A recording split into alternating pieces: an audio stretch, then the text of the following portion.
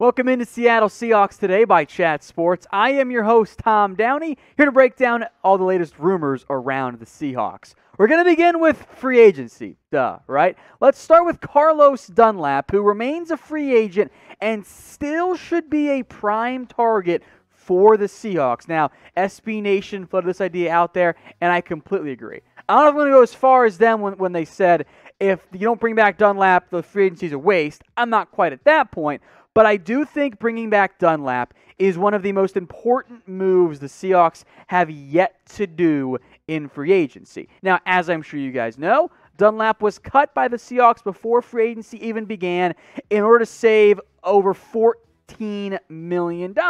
And the plan, or at least the hope at the time, was for Seattle to find a way to bring back Dunlap on a cheaper contract. Pass rusher was a major need for Seattle last year. They're hoping to get Darrell Taylor to break out. Didn't happen at all. They traded for Dunlap at the NFL trade deadline, at least just before it, and he was an awesome, game-changing impact piece for the Seahawks. 14 tackles, not very much, but 6 tackles for loss was nothing short of incredible.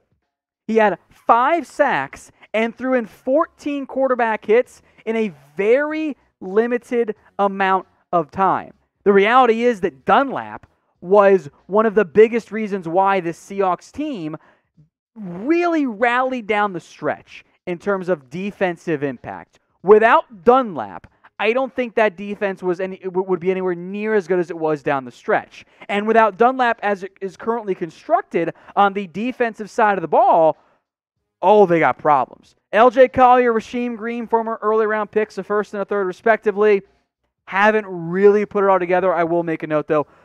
LJ Collier was better this past year for the Seahawks, which is certainly a key factor and a key cog in the growth of this team in theory.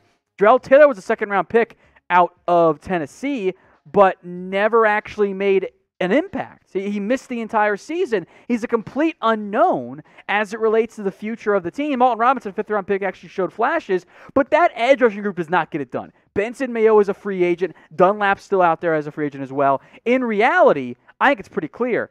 Edge rusher is this team's most substantial need right now. And yes, you can, and at some level should, be banking on some of those young guys, but you can't just rely on those young pieces to emerge and fix all of your issues, which you have right now on that side of the ball and at that edge rusher spot. So I think edge is the biggest need for this team. Then you can throw in cornerback and receiver and center and offensive tackle, all those things, and then that's all fair. Edge is the team's biggest area of focus. Now, if you don't bring back Dunlap and or Benson Mayowa, there are some other options to at least take a look at as it relates to the Seattle Seahawks. 5 free agent pass rushers I at least want to give a shout out here to in terms of players who could make some sense, right? Melvin Ingram, Aldon Smith, Ryan Kerrigan, those last two names, Smith and Kerrigan, some level of interest in Seattle at the trade deadline when, of course, they ended up getting Dunlap. Justin Houston, Jadeveon Clowney, veteran players who are at least out there in terms of potential options for the Seattle Seahawks. But I think Dunlap, for good reason, is the most intriguing one. So everyone in the comments, get your votes in for me. Will Seattle bring back Carlos Dunlap? Get your votes in for me in the comment section. Why for yes they will, and for no they won't. Why and go get your votes in right now. Let's go to Clowney now, which always seems to find its way popping back up, right? Where to begin? All right, so this idea in general was floated out there by SPORTSNAUT, picked up by Yard Barker. Bring back Clowney. He was not good for the Titans. I do want to mention that. I'll also briefly here acknowledge the Twitter report from that fake account that just throws stuff at the wall, hopes it stick. It's fake account, fake report. There's been no real interest in either side so far. That could change. Who knows? It's the NFL. It's free agency. I wonder if either side's or both sides probably not the route we really want to go on here. Clowney, in terms of his impact this past year, was not great. Look, injuries, of course, playing a big factor in that, but the guy we've seen hasn't been good. There's no way for me to get around that. Clowney this past year for Tennessee was a massive disappointment, even more so than what he was the previous year in Seattle. So yes, I do want to bring in an edge rusher. No, this isn't really the guy I want to try and find a way to bring in as far as I'm concerned. So get your votes in for me once again. Should Seattle re-sign Jadeveon Clowney? Get your votes in, 1 for yes or 0 for no. Now, while you guys are down there, by the way, getting your votes in, do me a favor and make sure you're subscribed as well. That way you don't miss out on any of the videos we have for you guys here at Seattle Seahawks Today. Hit that big red button and join us for videos almost every single day, including during the NFL Draft, even if Seattle only has 3 picks. More free agency talk here. How about going out and targeting one Josh Reynolds? How do you guys feel about this one? I am intrigued by it. I think this could actually be a pretty decent approach for Seattle, especially because, as we showed you with that team needs list, receiver 3 is a need. David Moore's gone. He's in Carolina right now. This idea was floated by ESPN 710 in Seattle, and there is some familiarity, right? Gerald Everett comes in. He'll play a pretty big role for this team, make no mistake about it. But Josh Reynolds can be a good number 3 receiver. In the end, and this should not come as a surprise either, it's really going to come down to the cost. Just how expensive is Josh Reynolds going to be? ESPN 710 said $2 or $3 million. I don't know about that. I think it might be worth a little bit more than that. But if you bring in Josh Reynolds, who has played a decent amount of slot, which is just kind of the par for the course in the Rams offense, DK Metcalf, Tyler Lockett, Josh Reynolds, Freddie Swain is your 4. You don't have to draft somebody super early then. I am intrigued. I think that approach actually makes a ton of sense for the Seahawks. I think that idea could absolutely work out. I think it absolutely could. So I like the idea of going after Josh Reynolds. We'll see if they actually do it, but I thought it was definitely worth bringing up on the show. Now, speaking of the show, it is made possible by our friends over at BetUS. Head over to chatsports.com/bet and use the promo code that you guys see on your screen. That is Seahawks125. When you guys use that URL and use that promo code, it gets you one of two things.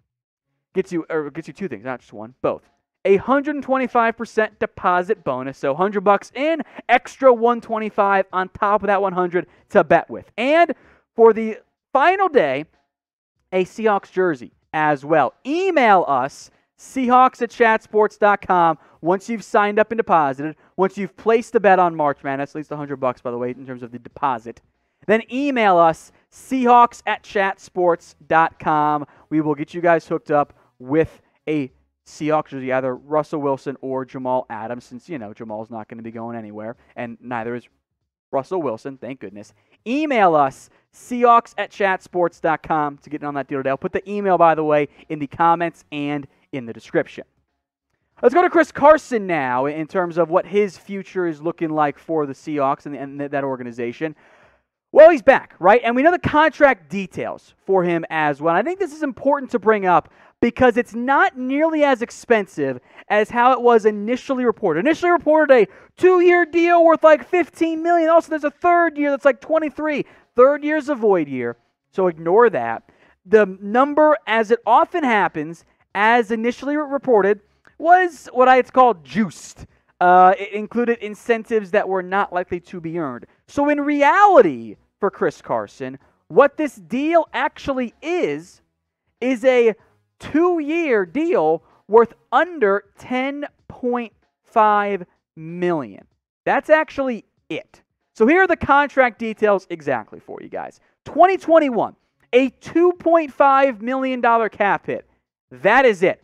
A profoundly low cap hit on this particular deal. Now, there's $5.5 million in dead money, so this should come as no surprise. He ain't going anywhere in year 1. He's sticking around, like, duh, right? Year 2, and this is where it gets interesting, a $6.43 million cap hit. Not the worst, but it is more expensive.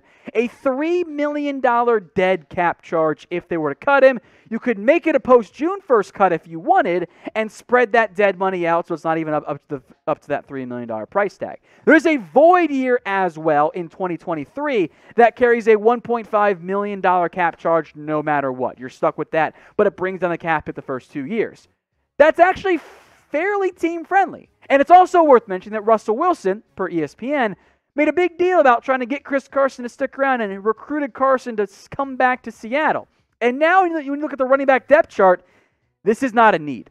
This need, cross it off your list. It was at least worth discussing in light of the uncertainty around Chris Carson. And Carlos Hyde is gone. Rashad Penny's back. DJ Dallas, Alex Collins, Travis Homer, all back as members of the Seahawks for this upcoming year.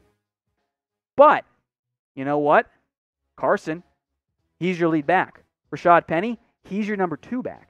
So these players, all of a sudden, you're set at the running back position. This is not something the Seahawks need to be concerned about, frankly, whatsoever. They are set at the running back spot at least for this upcoming year, and there's no reason to draft one with their meager 3 draft picks. So now that we've seen the contract details on Chris Carson, now that we know what he's actually going to make and count for the cap on this upcoming year, hit me up in the comments. Grade the re-signing of Carson. Simple A, B, C, D, or F. Get your votes in right now. In some not great Seahawks news, I did want to mention, however brief, the unfortunate situation involving Alex McGough, accused of assault in a bar incident down in Florida, accused of punching a man in the face who was, quote-unquote, reconnecting with an old friend at the bar. McGough accused him of hitting on his girlfriend and then punched him, allegedly. Of course, we will let the legal process play out here. Alleged victim wants to press charges, says there was a bloody nose, a cut on his elbow, says he's filled out a police report. Police still want to interview McGough. This all came back on Friday. Police still investigating. So definitely worth monitoring him. If you're Seattle, you might be in the market for a new back quarterback. Not that McGough was ever that great, but that is the unfortunate legal update around Seattle.